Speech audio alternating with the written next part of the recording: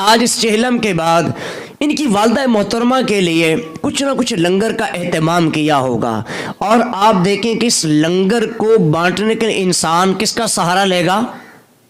ہاتھوں کا سہارا لے گا۔ دروازے پہ کچھ سائل آتا ہے تو بندہ اسی ہاتھ کے ذریعے سے اس کے ہاتھ میں کچھ ڈالتا ہے، وہ بھی مانگنے کے لیے اپنے ہاتھوں کو پھیلاتا ہے۔ تو اسلام دین اور مذہب نے میرے محترم اسلامی بھائیوں دعا مانگنے کا بھی ایک سلیقہ اور طریقہ عطا فرمایا ہے۔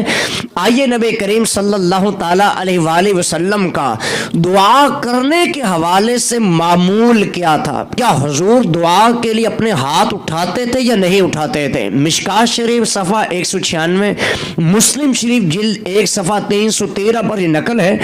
حضور علیہ الصلوۃ والسلام کا معمول تھا کہ جب بھی دعا مانگتے ہاتھ اٹھا کر مانگتے، یہاں تک کہ آپ کے بغلوں کی سفیدی نظر آ جاتی۔ اسی طرح صحابی رسول حضرت ابو موسیٰ اشعری رضی اللہ تعالی عنہ فرماتے ہیں کہ میں اور ابو عامر ایک جنگ میں شریک ہوئے۔ ابو عامر جنگ میں شہید ہو گئے تو حضرت ابو موسیٰ رضی اللہ تعالی عنہ نے نبی کریم صلی اللہ علیہ وسلم کو حضرت ابو عامر کی وفات کی خبر دے کر ان کا پیغام پہنچایا۔ حضور نے پانی منگوا کر وضو فرمایا اور اپنے ہاتھ اٹھا کر یوں دعا کی، اے اللہ اپنے بندے ابی عامر کی مغفرت فرما۔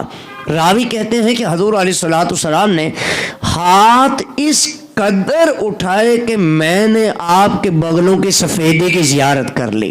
حضور علیہ الصلوۃ والسلام نے فرمایا جس وقت بھی اللہ سے دعا مانگو ہاتھوں کی ہتھیلیوں سے مانگو، ہاتھوں کی پشت سے نہ مانگو، اور جب دعا سے فارغ ہو جاؤ تو دونوں ہاتھوں کو اپنے چہروں پر پھیرو۔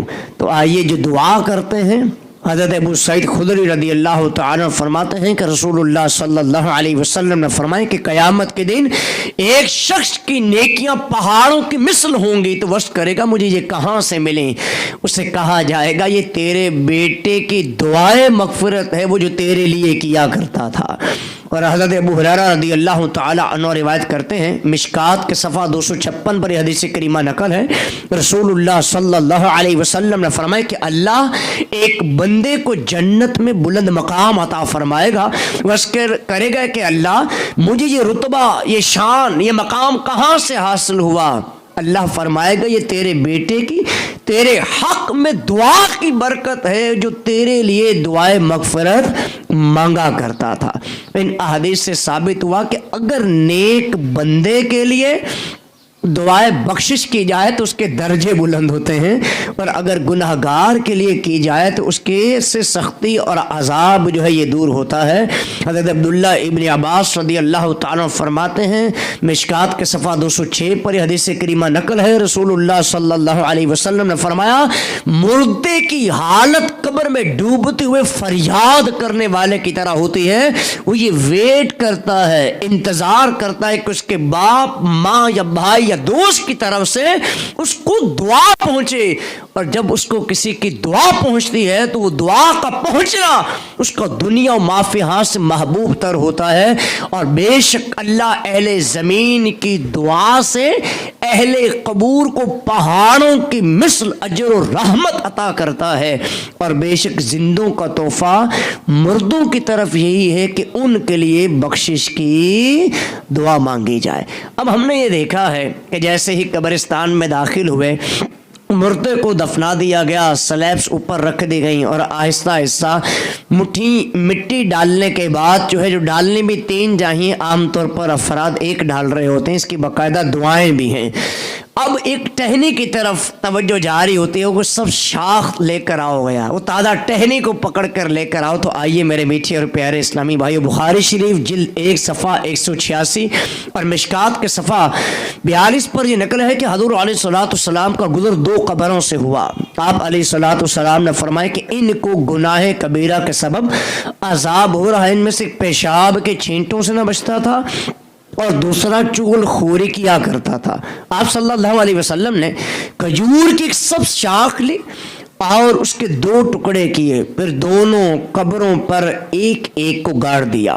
صحابہ کرام نے عرض کی یا رسول اللہ صلی اللہ علیہ وسلم आपने ऐसा क्यों किया? आपने फरमाया कि जब तक ये शाखें खुश्क ना होंगी उस वक्त तक इनके अजाब में तखफीफ रहेगी।